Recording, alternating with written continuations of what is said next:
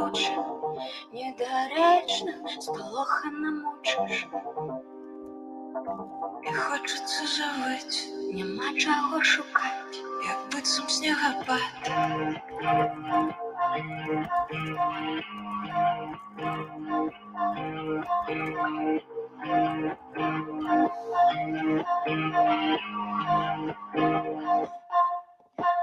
Серце, як фісташка, затягне руки в кабельна стяжка. Не кожен зрозуміє, як тут страшно глядеть у пустоту. І тябачок їздается і плаче, терпіння хутко скончиться, ён бача, і хутко упаду.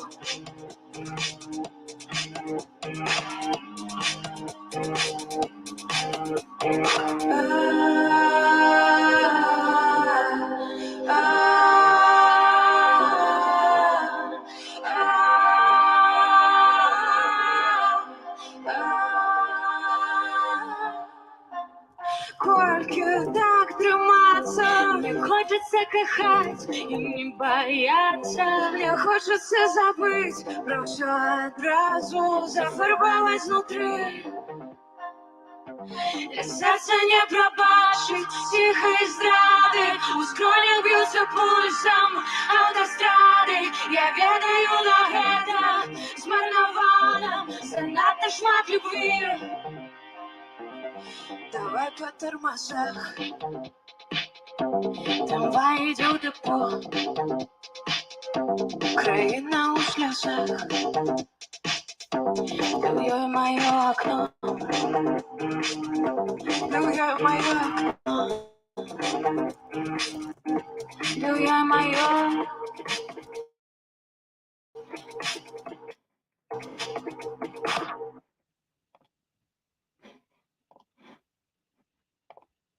Клиночку, сорочечку брала, та моя сіною з лісі свободу дує.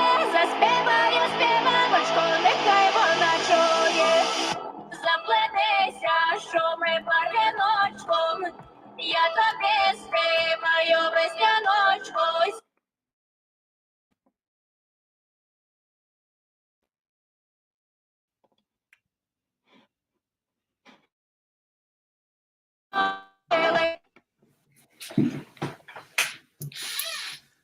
All right, thank you everybody for coming to our panel today, and thank you Ksenia for providing the music.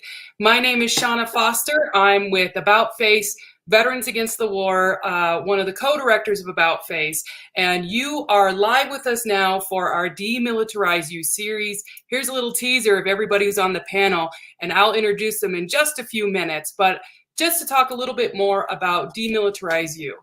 About Face, Veterans Against the War is a group of veterans who are resisting imperialism, colonialism, and war because of our lived experience as veterans, being in the military and deployed for what we thought were noble purposes, and it didn't really turn out to be that way. For example, my story, I'm Shauna Foster, and when I was in the military, I was a nuclear, biological, chemical weapons specialist for the Army National Guard, and I expected to be deployed to Iraq to be able to deal with the weapons of mass destruction that Saddam Hussein supposedly had. Well, he didn't have them. And I've been resisting wars ever since with a group of other veterans. Back then it was Iraq Veterans Against the War. Now it's known as About Face Veterans Against the War. I'm really excited to be moderating this DemilitarizeU panel today.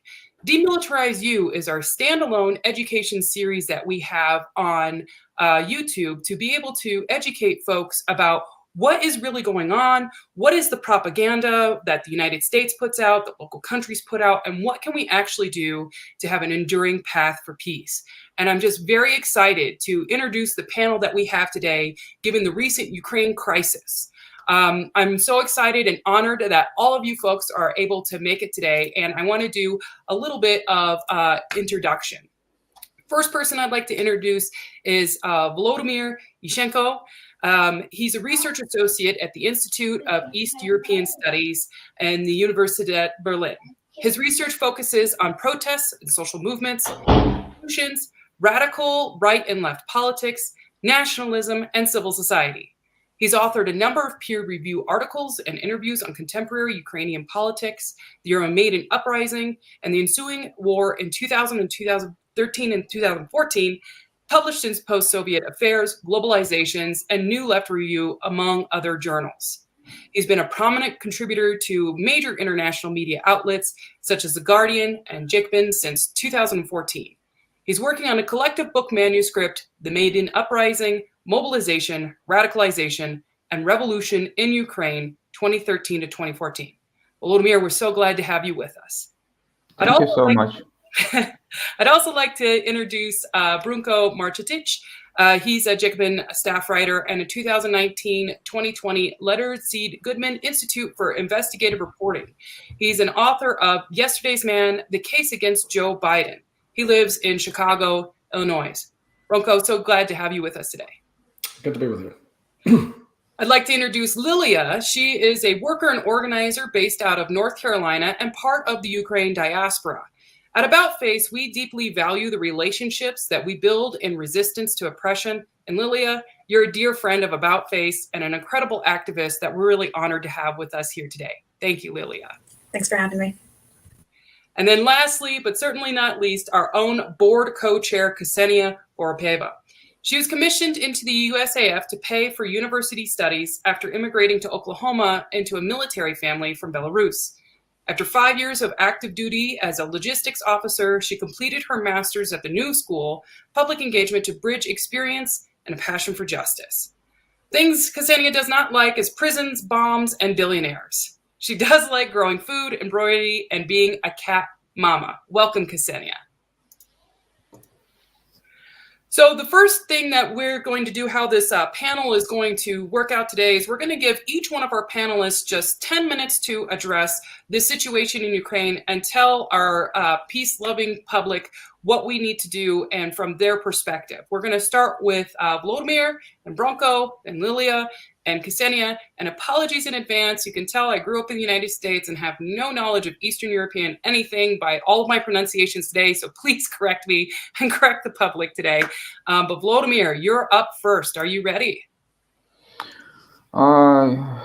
Yeah, thank you so much. Not really ready, and it's been extremely difficult to concentrate on anything but the news from Ukraine in the last few days, and not even sure I can speak coherently at the emotional state I am. So I don't know what's important to know. I don't know. Before Thursday, I probably would tell very long stories starting from maybe Ukraine-Russia relations, how they historically developed, and the Euromaidan revolution, which was like just the latest of so-called Maidan revolutions in Ukraine, which were kind of like superficially revolutionary, but didn't change so much. Instead of creating huge problems, some of them are contributed to what we got now, and also all the international relations stuff about Russia and NATO. But that's after Thursday, it's becoming kind of like not so much important, unfortunately. And we need to understand that the decision to start the war was done ultimately by one person. His name is Vladimir Putin, and he bears now the primary responsibility for this war. And he now bears the primary responsibility for why it's going on, and he is the person who could stop it immediately. And that's very important to understand, because it's totally understandable that the left in the US and in the Western Europe see their own imperialism and their own governments as the main enemy. But it also requires to understand the specifics of the local situation. So understanding all the hypocrisy and complicity of NATO in starting in all the mess and horror in Ukraine, which is going on right now. We also need to understand who pushed the button, and that was Putin. And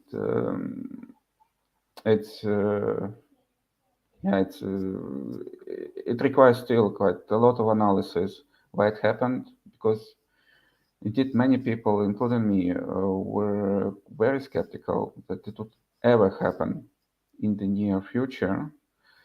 CNN just right before, on the eve of the war, they published the poll they commissioned in Ukraine and in Russia, showing that the overwhelming majority of Russians did not expect this war, that Russia would ever invade Ukraine. And even most of Ukrainians did not expect the war. And even my understanding is that the Ukrainian government was not really prepared for the war, which started on Thursday, despite all that media campaign with all these references to super informed US officials since the end of October.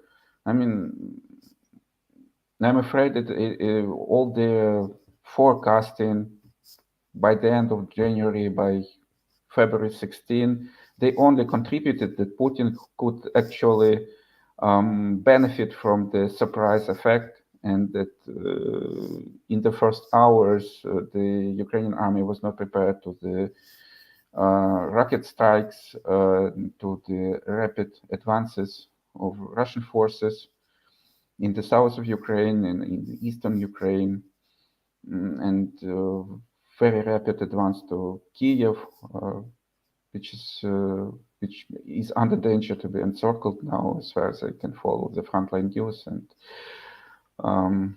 so, I mean, the first thing I want to say is, like, a lot of compassion for you and your family right now who are really directly affected. And I appreciate you being able to come on and share with us your analysis, even as you have family in Ukraine going through this right now.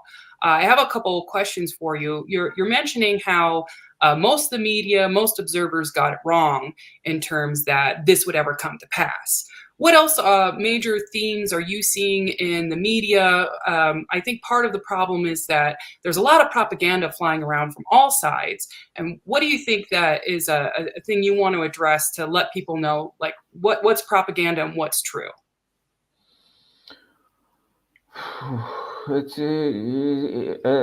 at this moment, it's not even possible to follow the English language news, because the whole attention is to what's going on the ground. You actually, I follow the news primarily for Kiev, because that's where my parents are. And I need to know, first of all, that they are safe, and they don't want to leave, and they expect that they may survive until the end of the intense fighting. And so that's where my focus is, and I can't really follow so much for how the US media cover or other European media cover that. I mean, you cannot actually say that they were like completely wrong, because they were actually, like, in some sense they were right. Although there were some completely outlandish things during that invasion media campaign. That arguments about the frozen ground that is required for Russian tanks, and that the ground in Ukraine could be frozen until the end of March, as if as if Ukraine has some kind of like a climate like in Siberia or whatever. These were made by the people who didn't even care what the people in Ukraine and in Russia would think about reading that, and they were actually like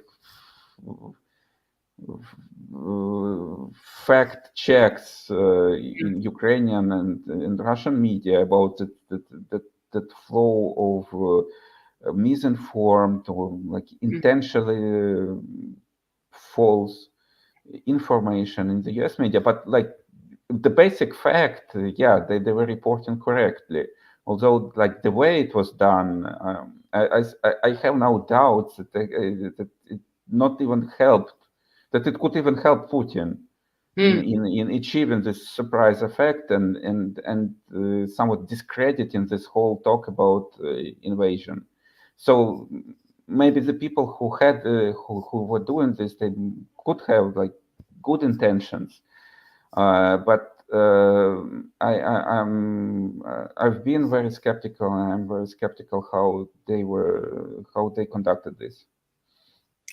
So with your parents in Kiev and you paying attention to that media, what's the most important thing for people to know what's happening in that city right now? The city looks like it looks like the Russian plan is to encircle the city and to mass the forces around the city and cut all the roads. That's my understanding of where the fights are going on right now. And many people are trying to leave, and there were crowds at the train station and traffic jams in the first day of the war, and probably even now. I read some reports that over 50,000, maybe even more, Ukrainians have already left the country, but many just go to the west of Ukraine. However, many people are staying there and making the food, water reserves, medicine reserves, and like what the basic needs which are necessary. There have been reports about some occasional fighting on the outskirts of Kiev. There have been quite heavy fights in the suburbs, where the military airport was Russians tried to take it the very first day, and some of the probably the diversionary groups operating in the city. The shootings all this several days, and the government is in Kiev. Zelensky is making regular videos that he stays in Kiev, he's not fleeing, and they distribute the weapons to the population, claiming distributing of over 20,000 guns at this moment. So there is readiness to fight, at least from the part of the population in Kiev, although it can be quite different in other cities in the south and east of Ukraine.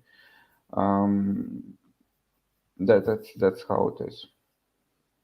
Well, thank you. Thank you for sharing that. I know it affects you personally, and we'll be looking to you some more during the question and answers with your analysis and expertise into the background of what important moments led up to this. For right now, I'd like to have Brunko come on and talk a little bit what you would like to address our audience about what's going on, and especially with your background in journalism, what are some of the major narratives that you're seeing that's just propaganda and it really shouldn't be repeated? You chose to mute yourself, so I can't unmute you. I'm sorry. Here we are. Let me just start off by saying, when you hear Vladimir talk, I think it's really important to remember that while we need to take an analytical view towards this and have a big picture view, it's also really important to remember that this is a very real thing that is really affecting people's lives, even if it feels very distant and abstract when you read it on the news. That this, war is a very ugly thing, and we need to do everything we can to avoid it. Which I think unfortunately was not really done in this case. But before I get into that, what are the propaganda that we're seeing? There's obviously propaganda coming from all over the place. For Russia, Moscow's been putting out talk that they were chemical weapons in Ukraine to sort of justify its incursion. They've talked about there being a genocide in eastern Ukraine, which is not true. Certainly, there is obviously some measures that have been passed against Russian speakers, the Russian language in Ukraine, but this idea that it's a genocide is a complete just exaggeration that's meant to kind of justify his invasion. Other things that we've heard, Putin's talked about denazification. I think he's talked about there being a Nazi government in Ukraine. This is not true. The Ukrainian government is not a Nazi government. However, at the same time, there's sort of now this kind of counter propaganda from the West, where people push for this idea that this is a complete fiction, that there's the far right has no influence in Ukraine, and Vladimir is really the expert here. He's looked at the far right's involvement in the Maidan revolution and the far right's involvement in events since, and one of the arguments that he's put forward is that even though the far right is not maybe particularly popular and electorally successful, because of its militancy and its willingness to use street violence and other measures, it has succeeded in sort of shifting mainstream Ukrainian politics more in the direction of a kind of nationalist or ultra-nationalist direction. And at the same time, of course, and this is a very key thing that we have to keep in mind, because the Western response right now is to send weapons and to use military training to respond to Russian aggression. And so this is a very important point for that, which is that even though it's not true that it's a Nazi government in Ukraine, for instance, the National Guard, the Ukrainian National Guard has a neo-Nazi militia that is officially incorporated. Yes, called the Azov Regiment. Okay. And there's also far-right members who are in the military and the armed forces. And we know for a fact, because of reporting over the last 8 years, that far-right militia members and far-right members of the armed forces it's documented, have received Western weapons. They've received Western military training. They've received NATO training. And the reason why this is so dangerous is, by no means is every single member of the Ukrainian armed forces a Nazi or anything like that. That's not what I'm saying. But there is a contingent there. And so now, as the response is, let's just flood the country with weapons and military training, and whoever gets in the hands of, doesn't matter, that's what's most important for fighting Russia. Well, I want to remind people that this is a sadly and tragically common US response to events like this. We saw in Afghanistan that when it was advantageous at that time to arm and train Mujahideen fighters to fight against the Soviet Union, and unfortunately, we saw the blowback from that decades later. We've seen it with other conflicts. We've seen it with, for instance, the CIA's work with Cuban ultra-rightists in the 60s and 70s, where these anti-Castro terrorists were getting funding for the CIA for what were seen as kind of geopolitical, a good geopolitical strategy for the United States, and in the end, they carried out terrorist attacks on U.S. soil that hurt Americans. And my fear now that where there's such a turn away from diplomacy in this context, because and to some extent it's understandable, because Putin's actions here are inexcusable. It's civilized countries do not go to war to solve their problems. We have international institutions for a reason, and so no violation of international law, no violation of another country's sovereignty should ever be justified. It's completely unacceptable. But because of, I think, the very justifiable revulsion that we're seeing against Putin's actions, I think there's been this turn away from the idea that diplomacy could ever solve anything, even though it was never tried in the run-up to this war.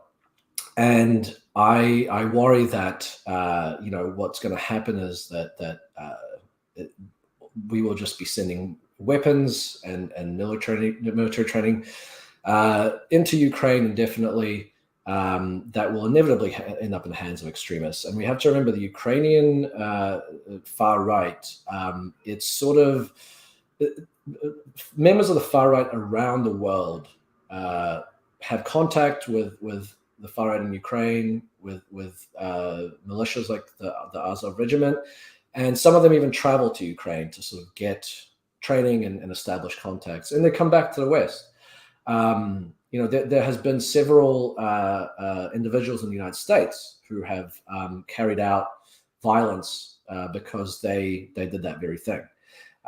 There was the U.S. military has said recently that it doesn't have a good system for screening out white supremacists in its own military. So I mean, this is pretty dangerous, but it's not the case like what Putin is saying, that the entire Ukrainian government has gone with neo-Nazi extremism. That just not the entire government. Yeah, exactly. So Putin is using a kernel of truth, and he's blowing it up to basically justify what he's doing. Mm-hmm. But again, we should not now.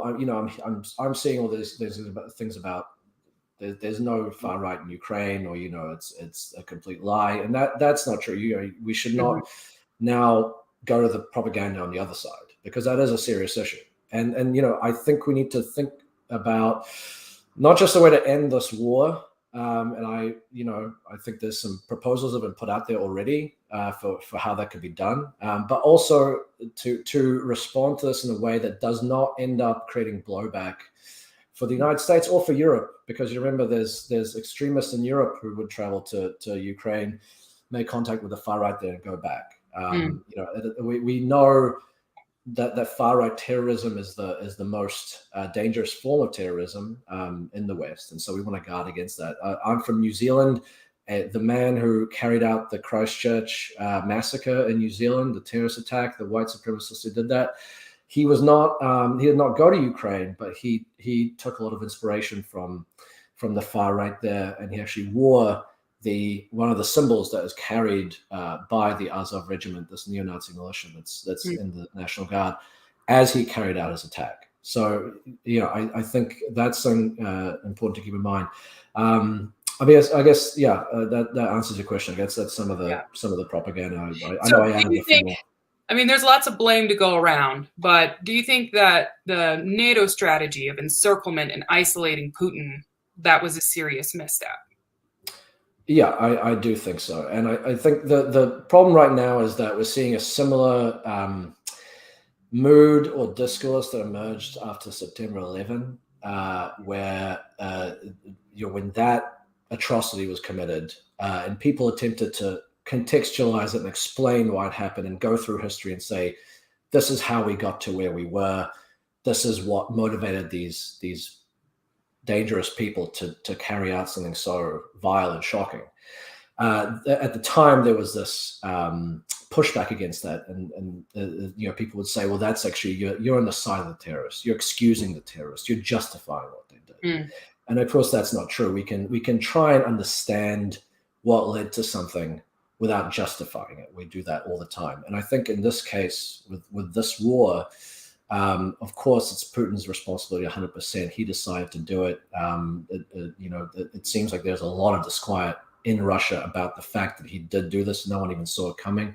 So this is entirely his responsibility. But we have to understand what led to this point. And the NATO issue, I think, is key. To give a brief history, when the Soviet Union ended, technically, there was no more use for NATO, which is a defensive alliance against the Soviet Union, in case it ever swept across Europe. When the Soviet Union was over, the US policymakers across multiple administrations told verbally, they never put this in writing, verbally they told Gorbachev and I believe Yeltsin after that, NATO is not going to move eastward. Later in the 90s, the Clinton administration and the Congress, led by Joe Biden, he was one of the principal architects of this, pushed for the inclusion of 3 former Soviet countries into NATO. This was vehemently, even though the Yeltsin government was a very pro-Western government, they vehemently objected to this. They said, they would consider this a dangerous to Russian security. And of course, the analogy to think about this is, imagine if Russia or China had a military alliance with Latin American countries, and even something as far north as Mexico, right? That would be a provocation. That we consider provocation in the United States. And it was the same in Russia. They were sort of dismissed. They just kind of kept going on with adding more and more countries, going right up to the Russian border. Finally, in 2008, George Bush gives a speech where he says we're going to eventually put Ukraine in NATO, Ukraine and Georgia in NATO.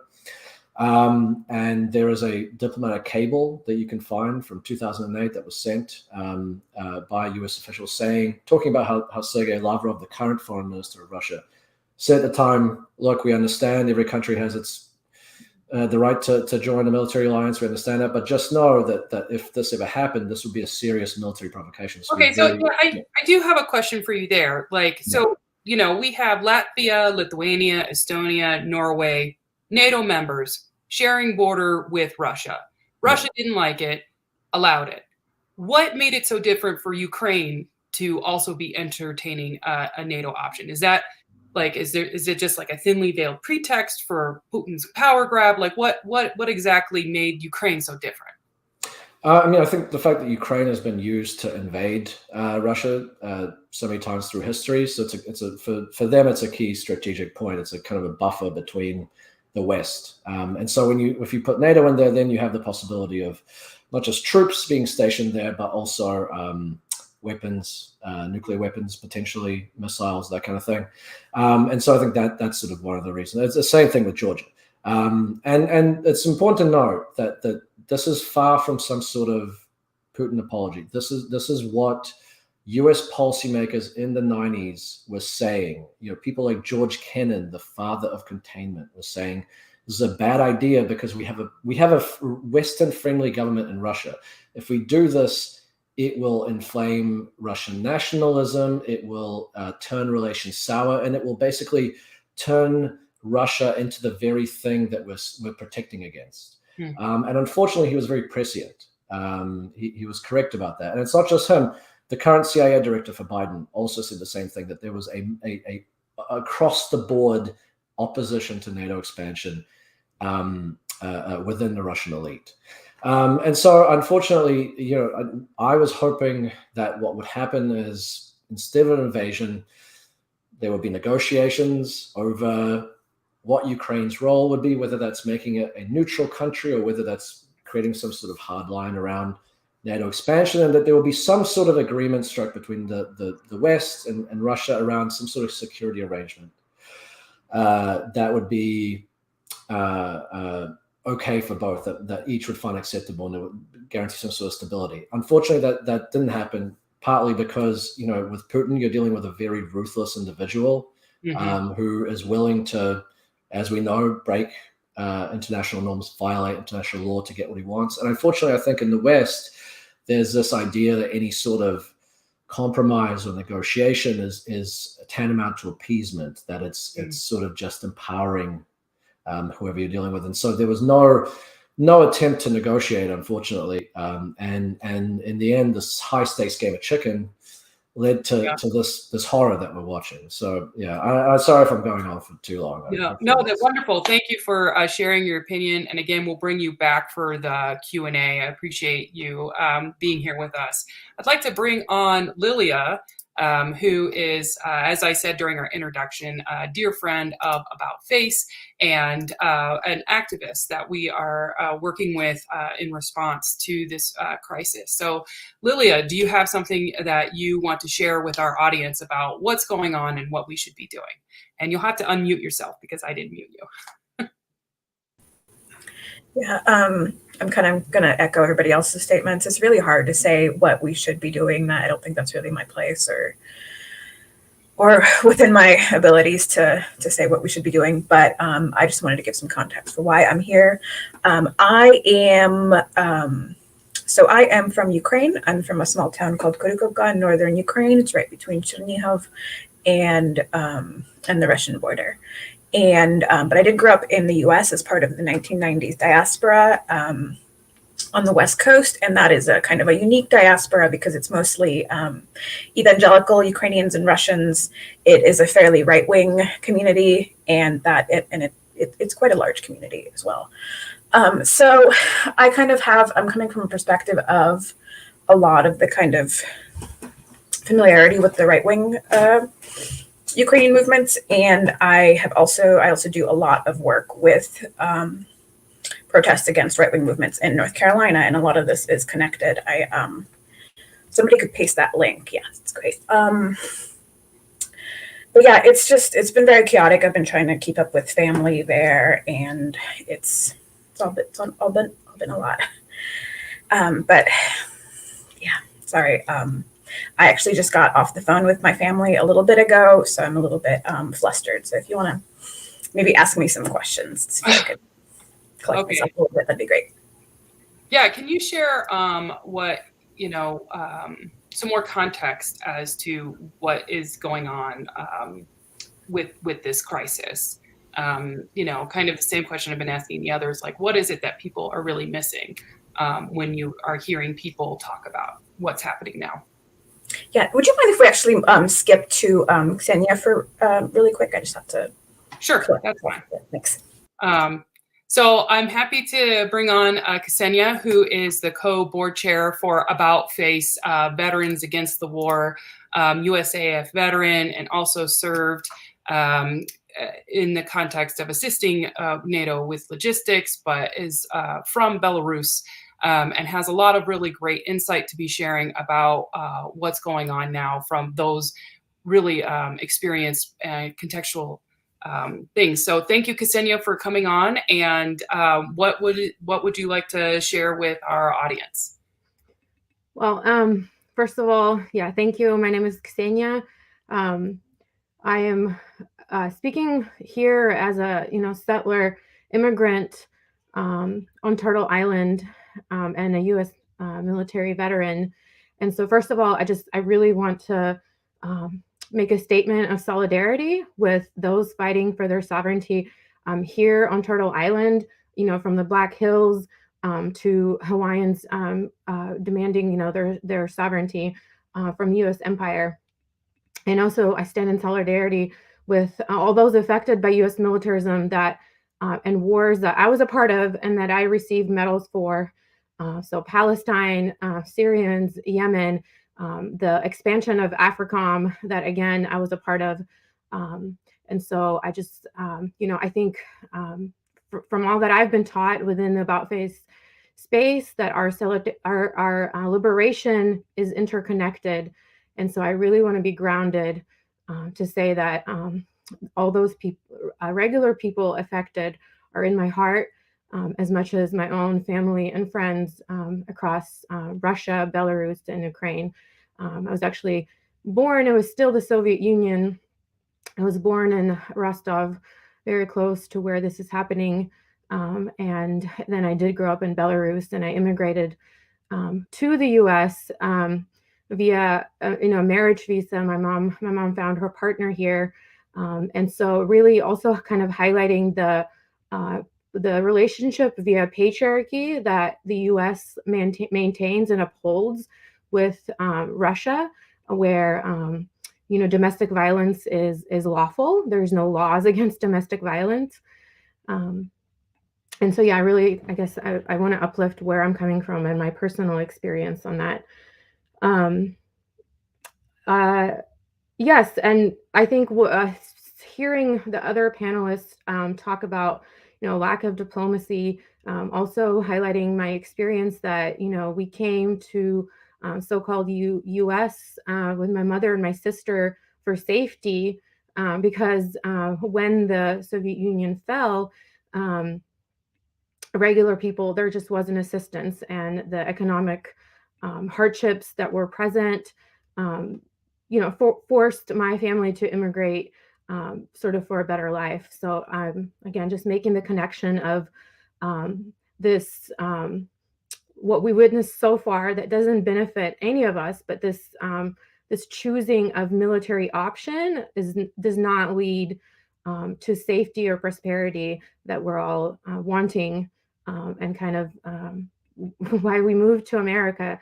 But we're not seeing that with, again, these options of military force as a first option. Yes, I think the other pieces also, I think it's important to highlight is what I'm struggling with, again, is holding up the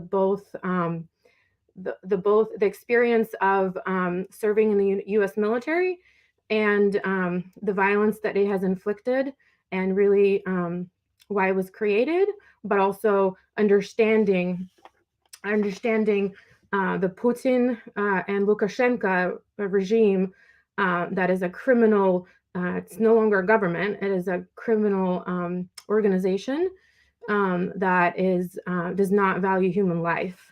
And so I guess I want to highlight the importance of understanding what we're dealing with when we're comparing, Ukraine and Belarus and the safety of people there, where at least in Ukraine, people were able to go on the street and share their discontent with the government and not be jailed and then further tortured in the jails as they are in Russia. Yeah, so if you have any questions, or please help guide me. I echo the panelists here that yes, this is highly emotional right now. So thank you. Yeah. What do you think we can be doing to have best solidarity with Ukrainian people on the ground, Russian anti-war activists? I know it's a very hard place to be in. So what are you thinking from your connections that people should be calling for, or what should we be doing? Yeah, I think that's a really big question. I mean, broadly speaking, I think understanding that the neoliberal agenda hurts all of us. And so kind of what we've been doing at About Face, I think the demands of working class people, indigenous, Black and brown people in the so-called US, of divorcing us from a policy of extraction, exploitation, and colonization is the same of what the Russian people are calling for and are being jailed for and tortured for. They're fighting the oligarchs that don't protect life, that continue to destroy nature, all for profits. And so what I'm reminded of is I think just understanding of how divided we are. I mean, if we think about US, people in the US don't travel to Russia, but there is there's plenty of Russian, Americans who train within the US, like military or so-called defense system that do get to learn Russian and get to travel to Russia to be then part of kind of the military police state. And so I guess I'm again, broadly speaking, I would say get to know the people, get to know the culture. Growing up in the so-called US, I come across and something I've experienced is the loss of my culture when I came to this country, and I come across a lot of settler immigrants here, descendants of those from Russia, from the Soviet Union, that are kind of disconnected from their culture. So I would just make a case that is very important to connect to your roots and connect to the actual people and the actual culture.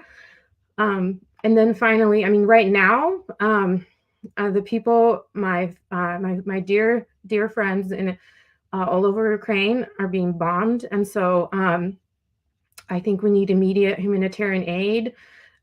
There's, definitely the Polish border, Romanian border is overwhelmed.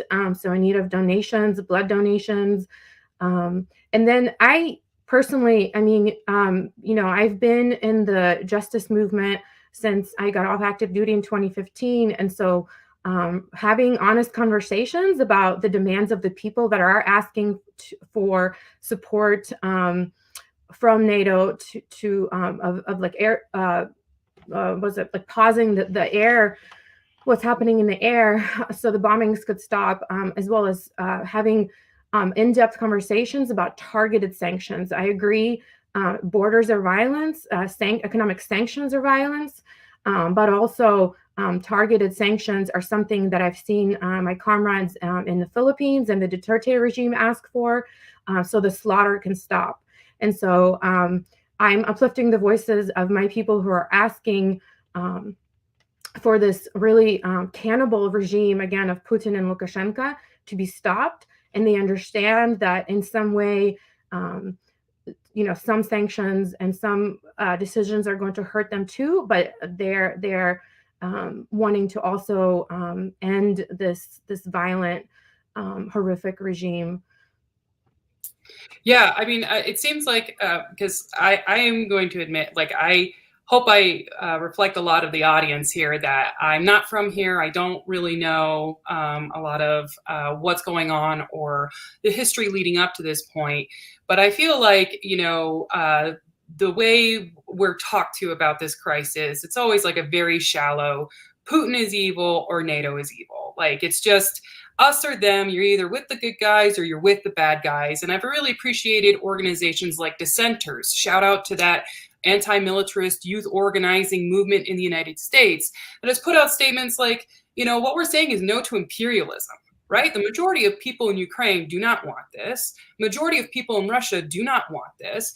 And so if you're trying to actually, fight the imperialism on both sides, what we really need are those, the kind of diplomacy that de-escalates the situation that unfortunately neither side seems to have been interested in for some time. And so I think, like with the dissenters saying, like, what we really need to say no to is imperialism and be with the people. I think that's the way to go, and to really appreciate and hold all of the different nuances from the regions of Russian separatists and Ukrainian history, and making sure that we are empathetic with people who are facing bombardment right now, and the people in Russia who are facing conscription, the mothers and fathers who are losing their sons and daughters to Putin's war of choice.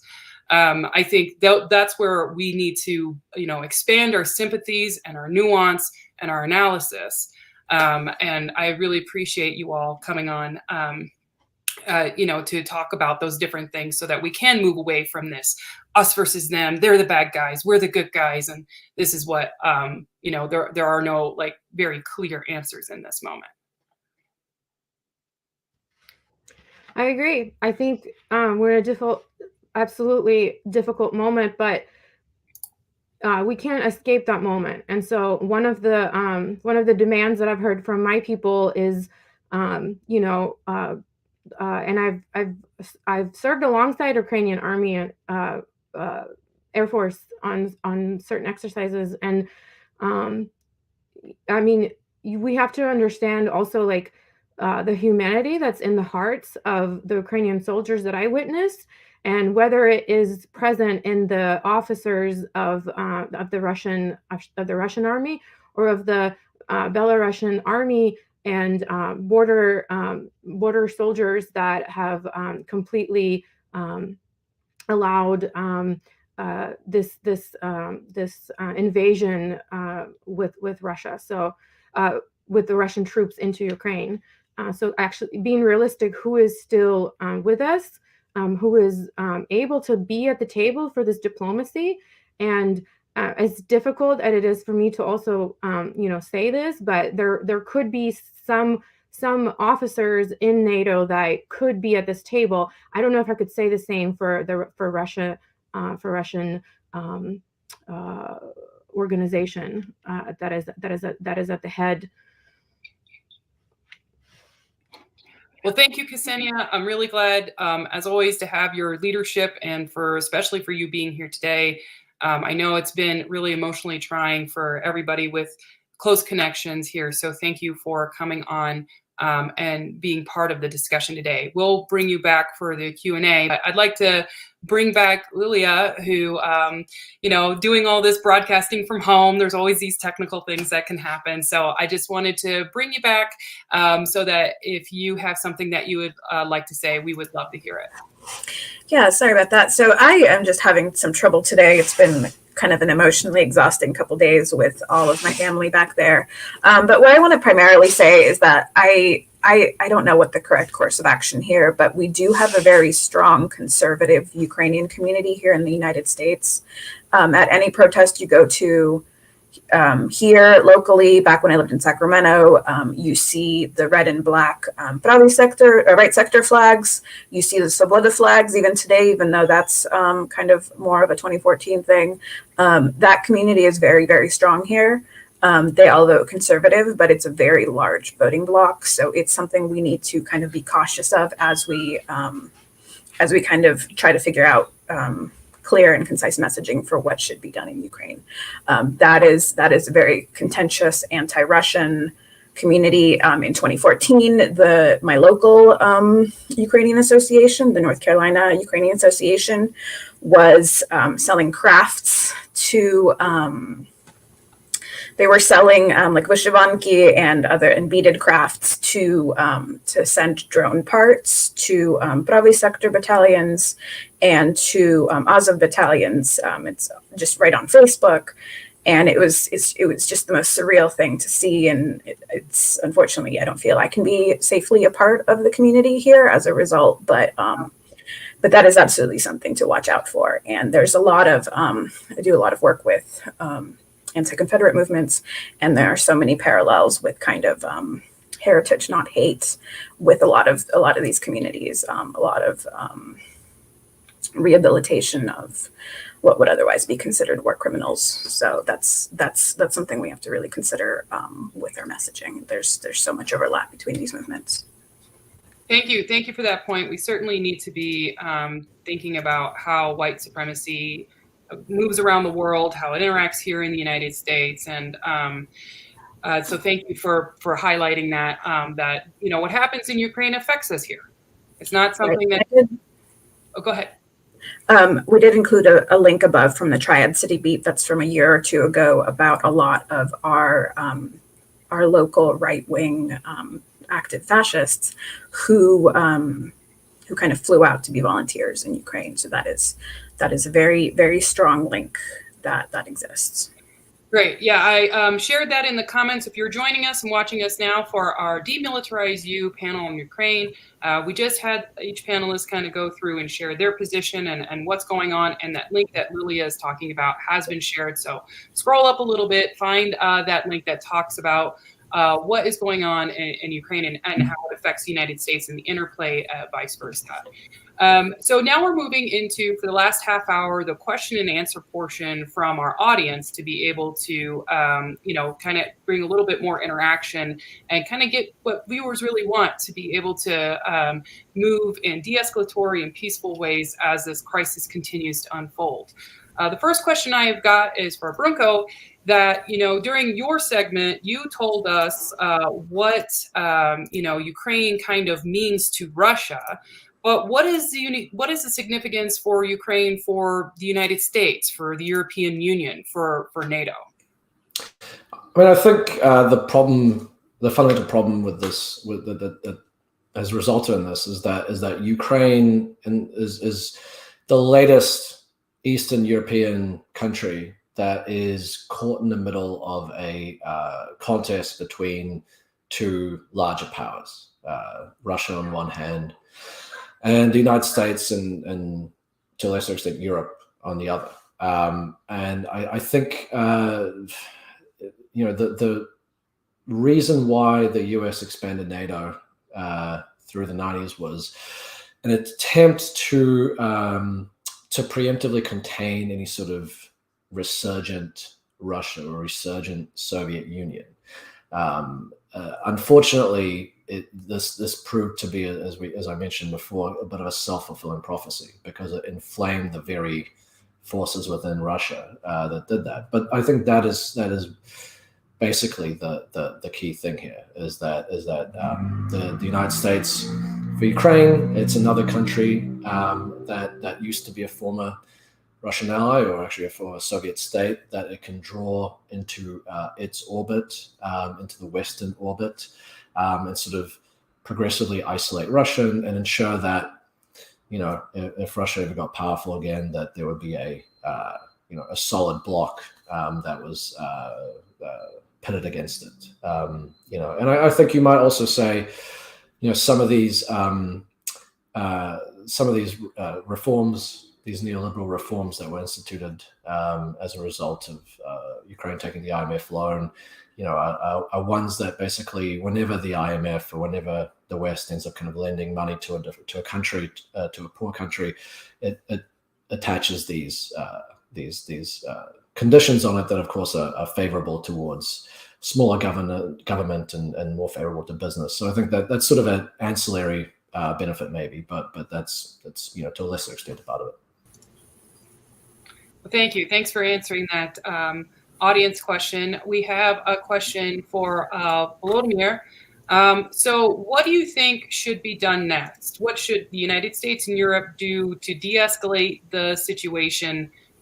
What do we know that could bring us closer to a path of peace? Look, the most immediate thing is, of course, the immediate ceasefire and starting some negotiations between Russia and Ukraine on withdrawing Russian troops.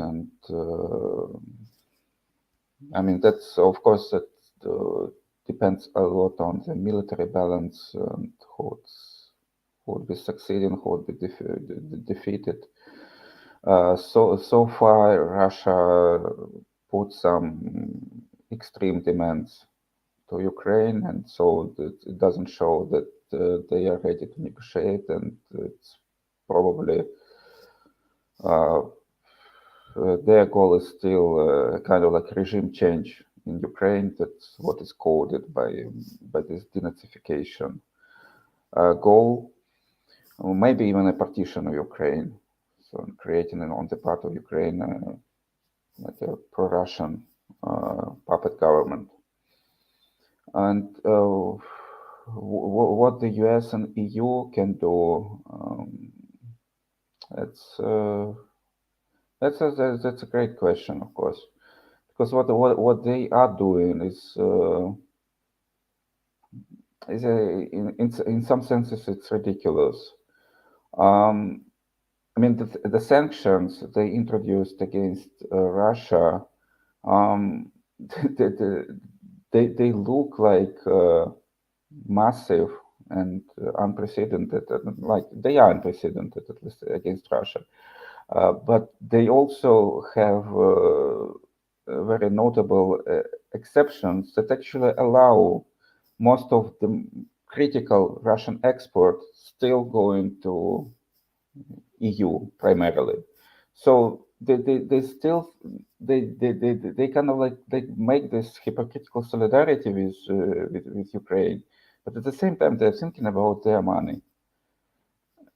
And I recommend very much the analysis by Adam Tooze he made recently in his chart book, where he just shows that Russia would still be able to trade energy and all the critical things they trade with Europe. And even the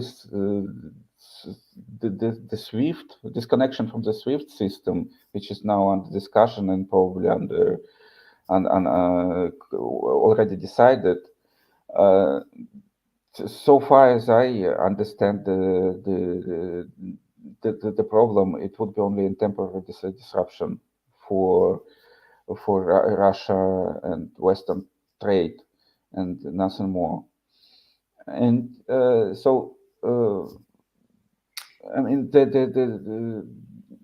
idea of the sanction is to somehow influence the elite in Russia, the ruling class, and to push them in a perhaps kind of like elite coup d'etat against Putin, because those people, those Russian oligarchs, they have some property in the West.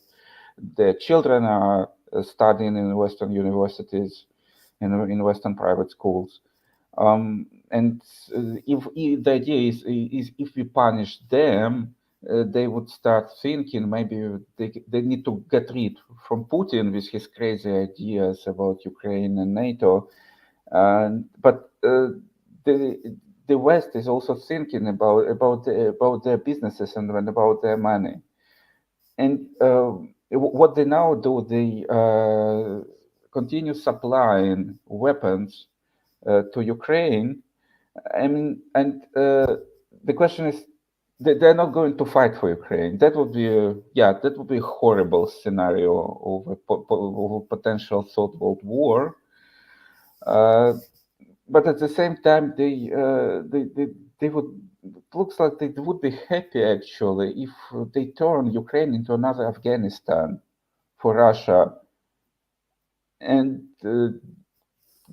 disregarding all the casualties, all the like thousands, maybe hundreds of thousands victims in Ukraine, among the Ukrainian civilian population, and the destruction of the cities that may happen. So that's, I mean, it's just, I don't feel it's even appropriate to recommend anything for the West. I mean, the real solidarity is, of course, with the Russians who are against the war and who are going to the anti-war rallies now. So far, they're not really big, but they happened in many cities, and in many cities, like thousands, up to 2,000 participants were arrested for participation in the anti-war rallies. So these are brave people, and these are the people who need to be supported. Sorry. No, thank you so much for your commentary. I too have been really moved. I can't imagine protesting in a country where I would be arrested and tortured for speaking out against my government. So much solidarity and love, and all the support we can muster for the anti-war activists in Russia who are risking everything to prove that this is Putin's war, not the will of the Russian people. You did touch on something, the SWIFT pipeline, however, that we have received some questions from the audience about. What role does like energy and infrastructure play in this conflict, and what can we kind of see moving forward when it comes to the various environmental extractive economy, the fossil fuel economy, as this plays out?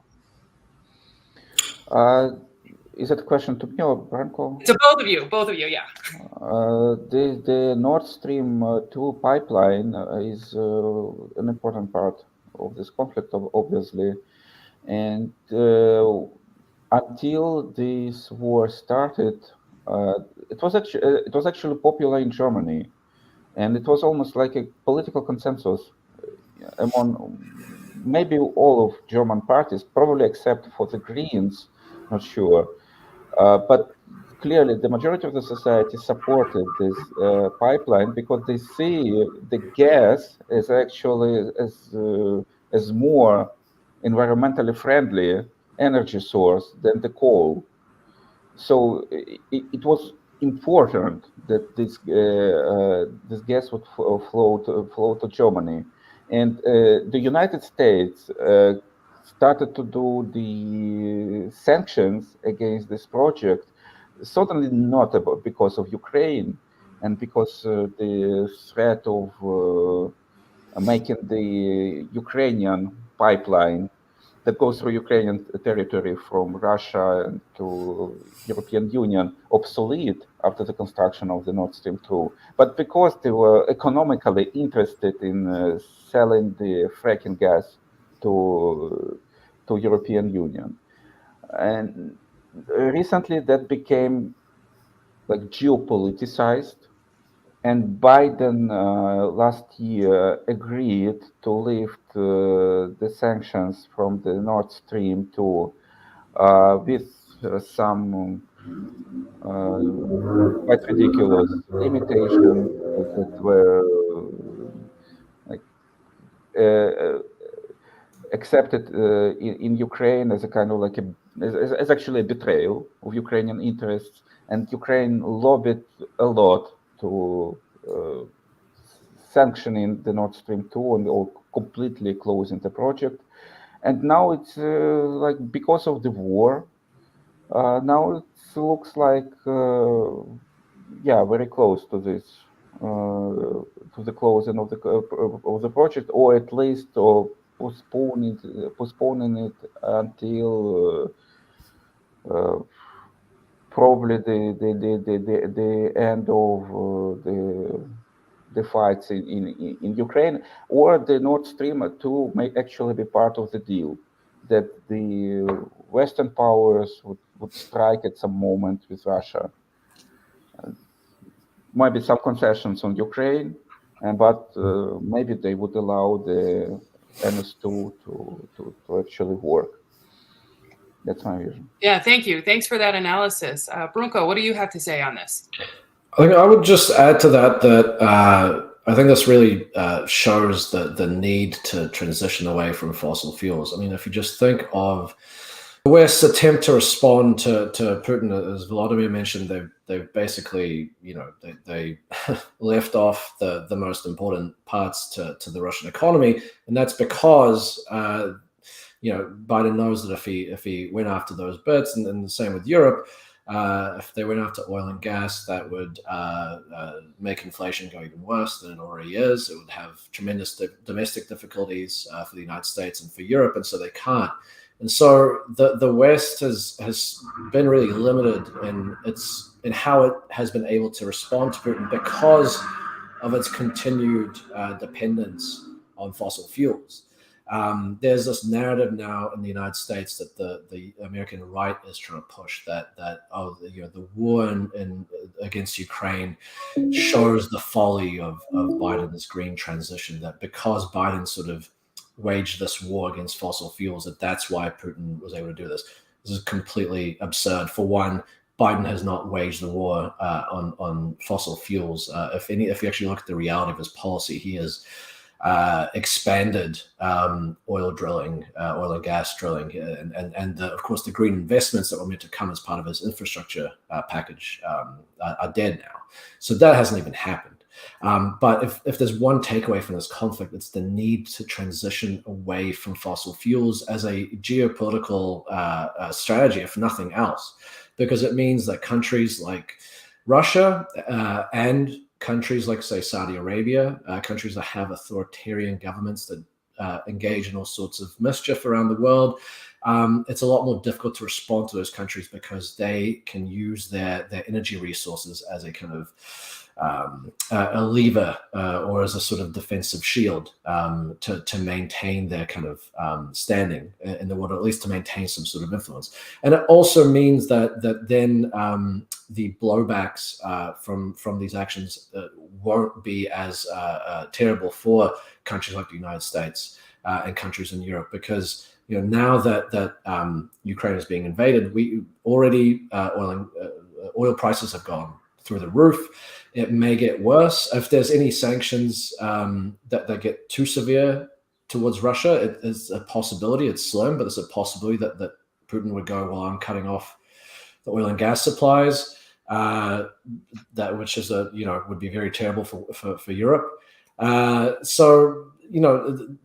Just the limitations here of what people can do to respond to military aggression from countries and violation of international law is limited because of this continued dependence. It could be that the invasion of Ukraine ends up destroying fossil fuel infrastructure that sends prices even going further. I think that about sums it up. Yeah, I mean, our organization is definitely in agreement where we think we need to transition off of a fossil fuel military industrial complex sort of worldwide economy, a just transition for people to a regenerative economy that builds life and renewable resources. But of course, we're not there yet. And so one of the things that I've heard floating out there in an analysis is that this is good for U.S. fossil fuel natural gas, like part of the Iraq and Afghanistan wars. One of Obama's domestic policy was to start building pipelines all over the United States, violating indigenous sovereignty so that we could be more energy independent when authoritarian regimes do things like this. And so do you think that that's true, that the U.S. And Western energy infrastructure has a lot to gain from Russia's not being able to supply Europe anymore?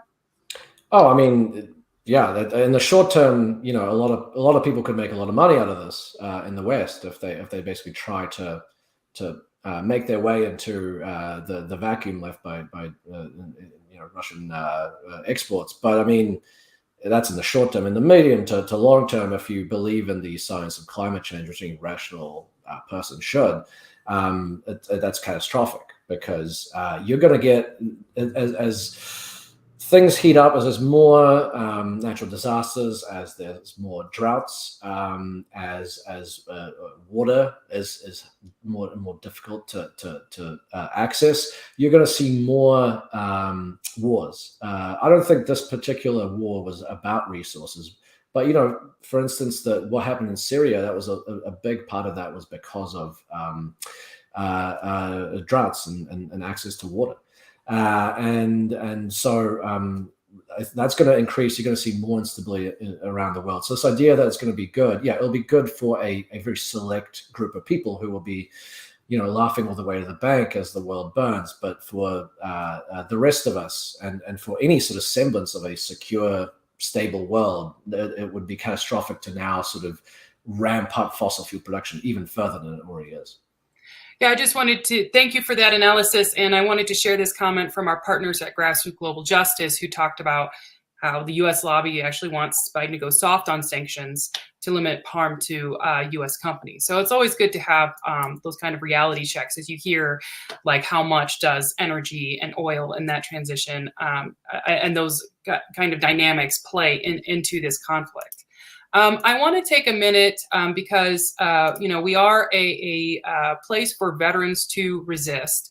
And we wanted to, you know, kind of put out this information from About Face that if you're somebody who is going to be deployed to this conflict zone and that goes against your principles for whatever reason, and you just want to know what your options are, we have a forum here at About Face that is at bit.ly/miloptions, capital M, capital O.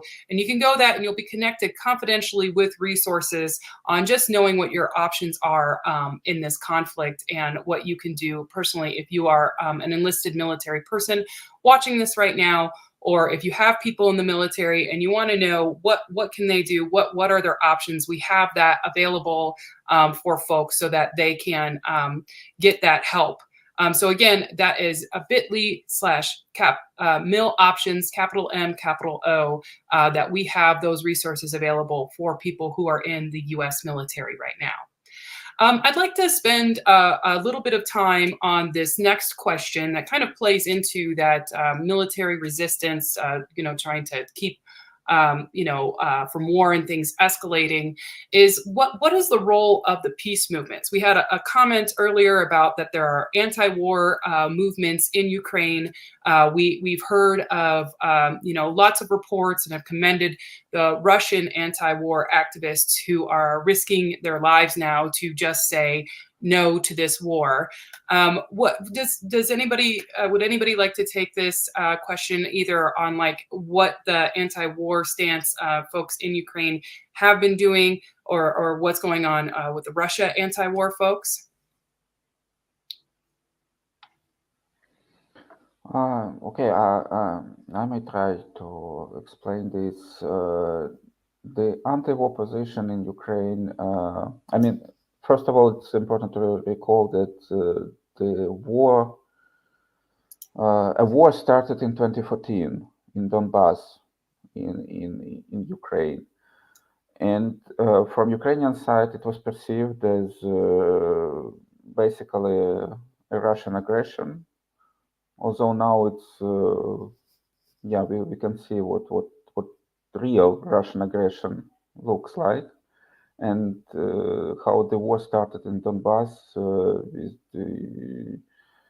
with participation of some of the Russians, maybe with connections to the Russian government, but primarily with support of the local population who were scared by the Euromaidan revolution in Kiev and by the nationalist framing of that revolution.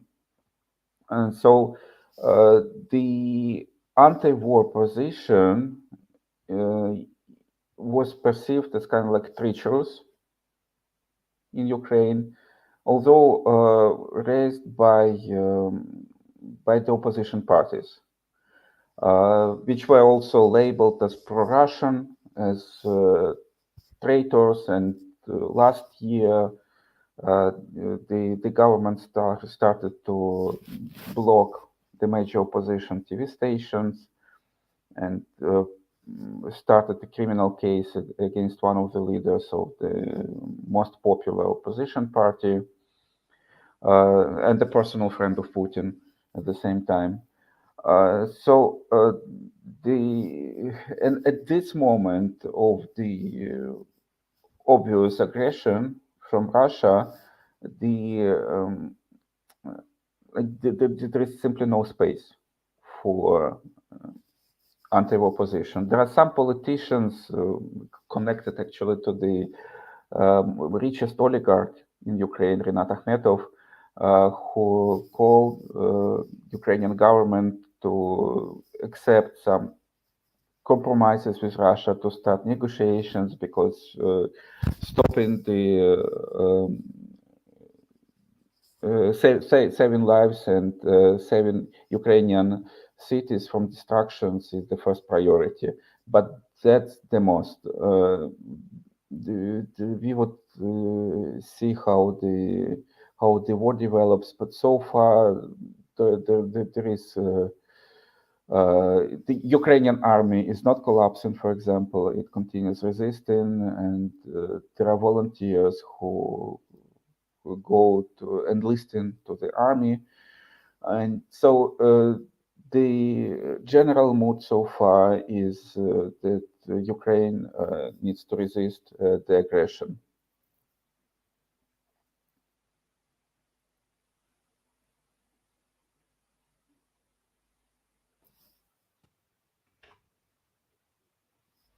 Thanks for that. Sorry, I didn't realize my mic was muted. Thank you so much for your analysis and perspective there. Is there anyone else who would like to answer this question or has connections with anti-war folks on the ground and what they're saying? I guess I just want to uplift like an observation of just the Russian people and the Russian youth who are rising up under the Putin regime. And I guess I just want to highlight I think it's a bit difficult, unimaginable for people outside of Russia, perhaps, to understand what it is like to live under a this leader, self-elected leader, with no elections, no democracy for 3 decades now. And so understanding how youth is rising up under these conditions in Russia, and at least now, voicing their position against this, and really imploring all other Russians to join. I guess, like I said, just wanted to share this observation. It was mentioned before that I heard earlier today that it's quite, we see that in the U.S. media, this will be a conflict on the news, of war on the news of interest, and then we'll move on in 3 weeks. And I don't see kind of the anti-militarist, feminist movement in Russia giving up on this, right? So yeah, just wanted to highlight that. Yeah, there's some really amazing work even before this of the feminist movement and anti-movement in Russia fighting for these rights. There's one more question from the audience, and then after this question, we'll have a few minutes for each of our panelists to address our audience with any last thoughts. I know we've talked a lot about Nazis being part of the Ukraine government and Putin using that as a pretext for war. We've had a question about what about the Eastern separatists being Russians, being issued Russian passports, and them saying that or Putin's pretext saying they're defending their lives against Ukrainian aggression, and that's another reason. How valid is that as a reason to invade Ukraine? First of all, there are no real Nazis in Ukrainian government. It's a much more complicated thing. Branko more or less comprehensively described the complexity, but we just need to understand that this whole idea of denazification, as claimed by Putin, it's basically like a propaganda tool, and actually working very badly in Ukraine. It looks like he did not even try to convince in any way Ukrainian people that they need kind of like surrender or like accept Russian invasion. It's been framed so badly, and I think that even a large part of the Russian society doesn't even believe in this rhetoric. So speaking about the separatists in the East, there was some local backing of the separatist movements in 2014.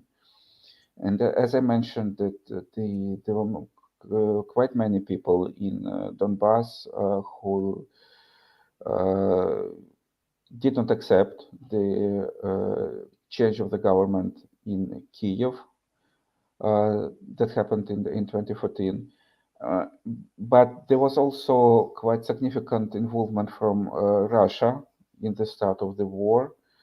And that's still debated to which extent the actual figures who started the armed uprising were coordinating with Russian government, or they were acting on their own.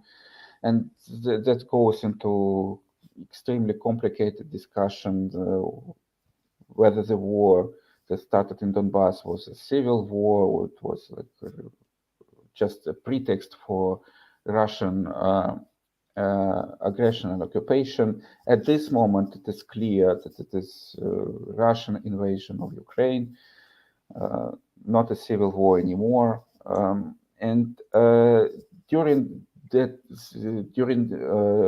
So since 2014,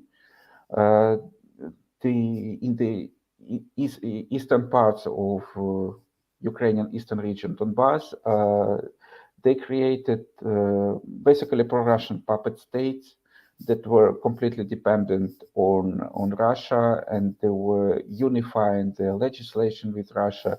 They were indeed, as you mentioned, distributing a large number of Russian passports. So the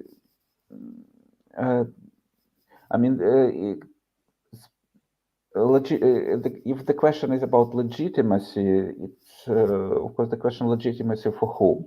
For Ukraine never recognized them and officially considered them the occupied territories of Ukraine.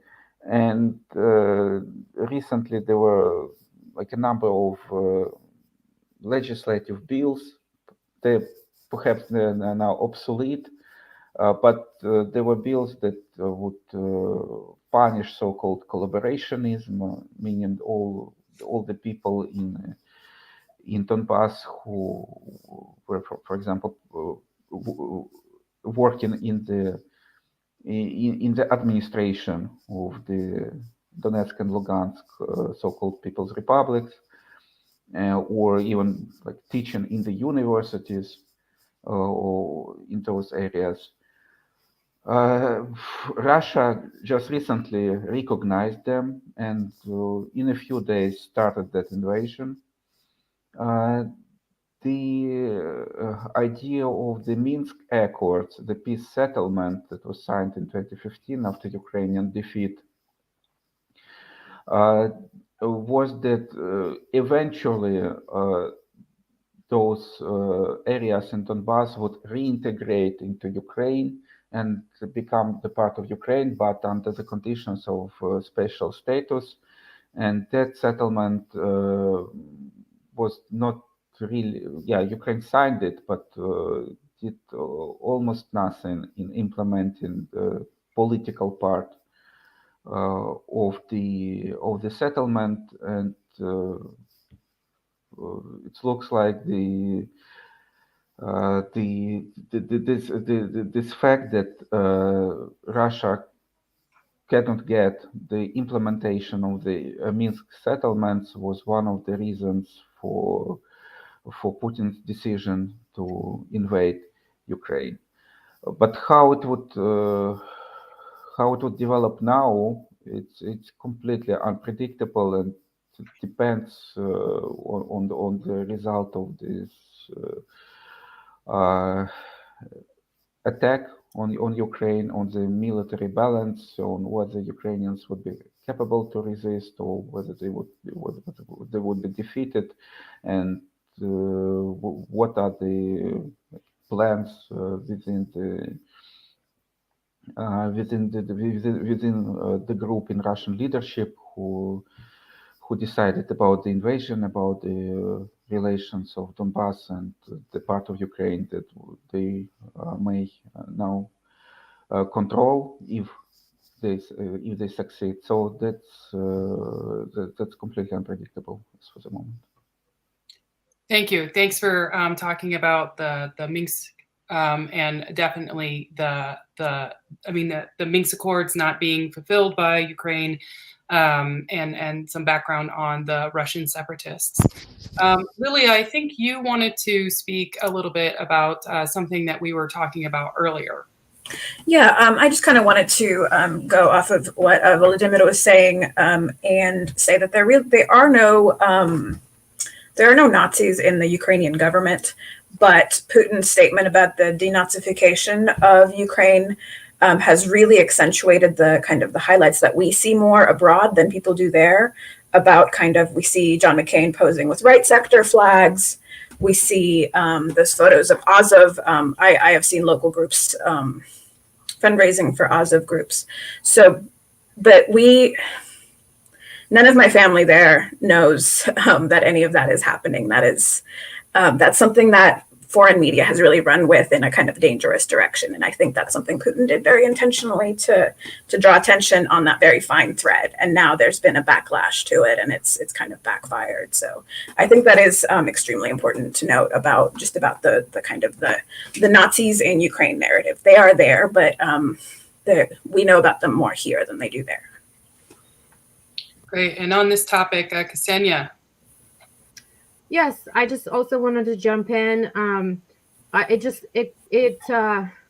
really, for me, I really notice that this question of Nazis in Ukraine is being asked a lot more than what is happening to the people of Belarus, right? Who forever, I've never mentioned Belarus being talked about in the Western media for 20-something years since I've been an immigrant. And it's been called the last dictator of Europe. The help that the people have asked for to flee, the visa, asking for political visas, have been hard, and it hasn't been a topic. And then all of a sudden, when Lukashenko is close to stepping down, or there's a movement, and then obviously the 2020 uprising, revolution. Again, the people are left without support. There wasn't decisions made to get people out on certain visas or things like that. And so, again, as a person from there, right, as the previous speakers have mentioned, it's not to the point where that is the concern. The concern is, again, in my case, is the freedom and the sovereignty of Belarus that has been lost completely, and occupation of Russian troops, and Lukashenko, working hand in hand with Putin to invade Ukraine. So like I said, and if you look at territory and how large it is, that should be, for me, that is the bigger worry, for sure. Yeah, so I think it's just deeply painful to watch your country being used for pawns for oligarchy, basically. And we have a commenter, Monisha Rios, who also comes from a place that has been used as a pawn a lot, and she wants to express her solidarity and compassion and empathy to the Ukrainian people, to all people who are oppressed by imperialism and not respected. I think it's just a common theme around the world, and we have to, do what we can to minimize the immediate harm, and long-term really be working for de-escalation and peace. So we're coming to the end of our DemilitarizeU special session on Ukraine. I want to take a minute to talk about DemilitarizeU, and then I want to turn it back over to our panelists. Give you some time, panelists, to prepare some final thoughts before we close out today. But I just wanted to say that DemilitarizeU is a special programming of About Face, Veterans Against the War, educational pieces on what we can do about war and peace with people who are the most affected in occupied lands. So if you'd like to check out the rest of our series of DemilitarizeU, we have a special playlist on our YouTube at YouTube/VetsAboutFace, and that short link of bit.ly/watch D-U will get you to our previous episodes of DemilitarizeU, including this episode on Ukraine. You can access YouTube, I think, pretty quickly after this live broadcast, and share with your friends and family a really grounded analysis of what is happening in Ukraine and some ideas about what can be done, what we should be watching and waiting for as people united against imperialism and oppression all around the world. With that, I would like to turn it over to our panelists for whoever is ready to do a final thoughts for all of us. I don't know, I feel like it's a little bit of a hot potato. Who's ready?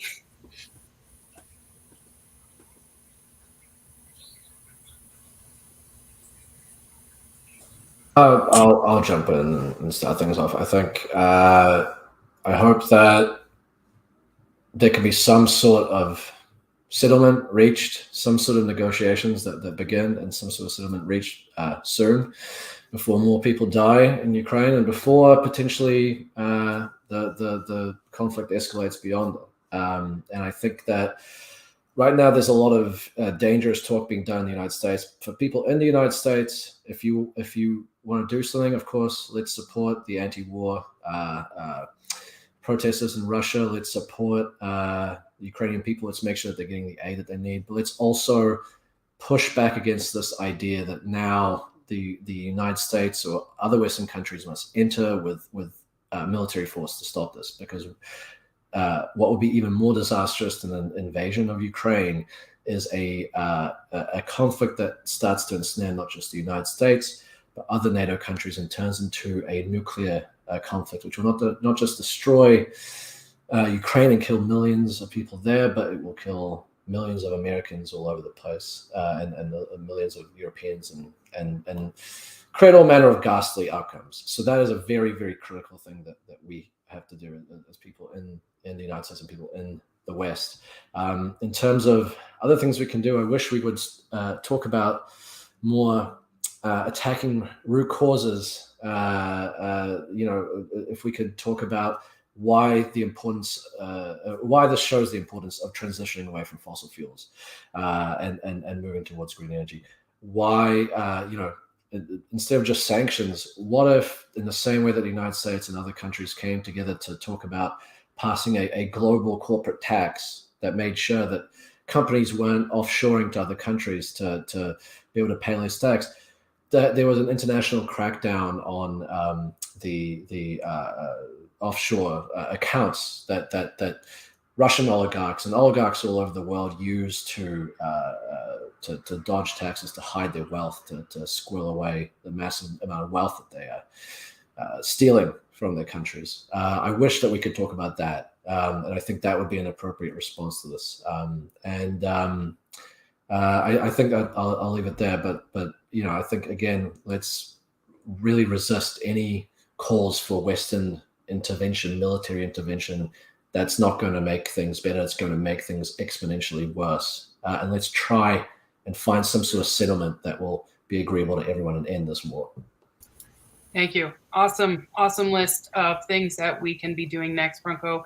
Really appreciate you coming on. Lilia, final thoughts? Yeah, I think it's kind of hard to have any truly final thoughts on this situation, especially as something that's evolving and changing daily. But I do think that what's most important now is to push for non-military solutions to make sure our government doesn't present any more aggression than they already have, and to also maybe avoid any sanction solutions that are going to harm the Russian people as well.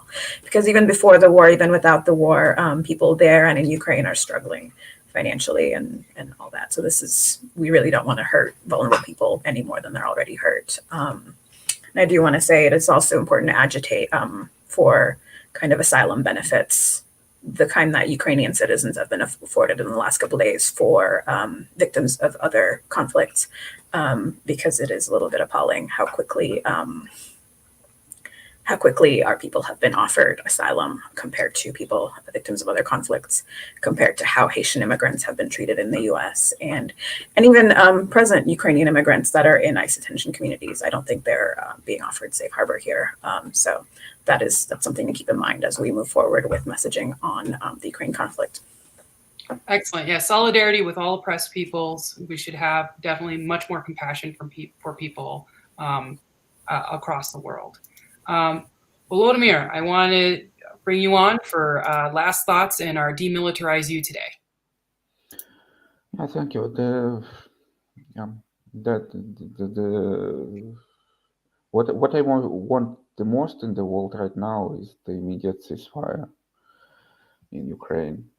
Not sure how Putin can be pushed to do this, and but yeah, there are also the fundamental issues that were lying behind this conflict, and besides everything that was named already, the issue of a completely different security structure for Europe looks like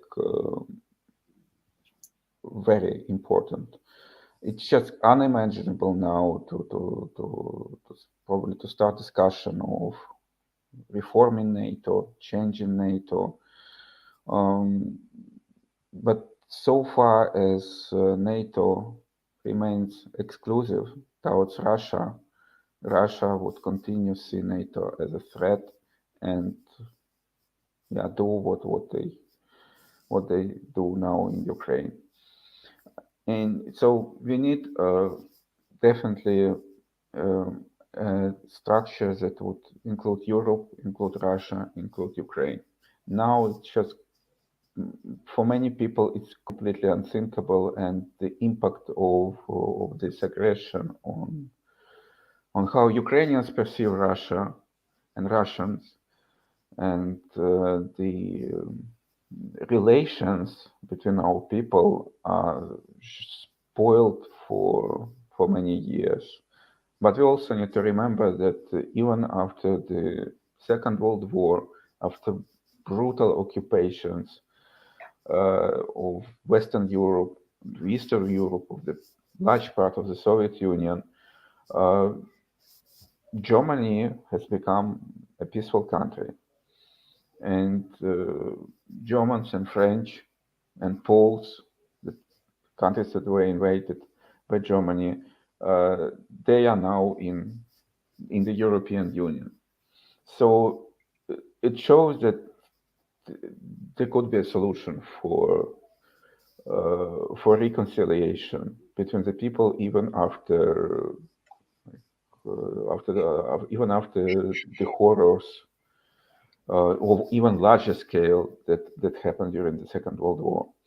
And hopefully this reconciliation between Ukrainians and Russians would happen at some point later and sooner. But so far, what Putin did is shutting down any progressive politics in Ukraine. Yeah, thank you. Thank you for what we all want is a ceasefire right now, and to also remind us that long-term peace is possible, that governments that go completely wrong can be completely better decades later if we all work for peace together. So thank you for that reminder. And again, a lot of compassion and love for your family as they are directly in the conflict right now. Thank you again for being on, Volodymyr. I'd like to have Ksenia on now to give us your final thoughts. Thank you again for everyone for showing up again while we're living this war in our bodies. I agree and uplift everything that the panelists have mentioned prior to me. In the immediate, we need aid to Ukraine. I've had relatives ask, for blood donations, obviously evacuation and resettlement around the borders of refugees, asylum protections, and again, I would uplift that for Belarus and Ukraine. I have family members who fled Belarus in 2020 and are now, continued to be refugees. And again, echo an end to military escalation. I mean, this is, guns were flown into Ukraine by the United States before vaccines. And so as we're having this conversation of prioritizing care and life versus military and war and death solutions, remember what the people needs are. And so recognizing the vaccine apartheid that has also been alongside all of this. And so, yeah, and in the long term, away from fossil fuels, and again, standing with the workers, with those with women and children, and just remembering that we have more in common with people all over Russia, Ukraine, Belarus, and all over, then we have more in common with them than those in power that make the decisions about these wars. And that's, hopefully no longer, we cannot hide that as we all unite for our safety. And lastly, as a former uniformed member, if there's anything left, if there are any Belarusian or Russian soldiers that are left thinking, of what side should they be on, really, just my ask, again, and to them and to people that know them, is that they have a choice, that they don't have to carry out illegal and immoral orders, and that there's people there to support them always on all sides in all militaries. So thank you. Thank you, Ksenia, with that powerful reminder that we can always resist, and we can find each other to resist. The more we talk to each other, the more we have shows like this, we are much stronger together than anybody in power would let us think. Thank you so much, everybody, for coming on for the panel today. I know it went a little bit longer than what we were expecting, so thanks for staying with us the whole time. Thank you, viewers, for coming on and watching this special episode of DemilitarizeU on Ukraine. Right now, scrolling across the bottom is a way that you can join About Face Veterans Against the War through bit.ly/NoWarAF, capital A, capital F. That will take you to our sign-up form so that when we have more actions, as we get more information from what anti-war activists are calling for all over the world to be able to move in unison together against imperialism and unjust wars and powers like this. Thank you so much for all of our panelists today, and thanks everybody for coming to our special episode of DemilitarizeU. Stay informed by signing up to that link, and we'll see you again soon.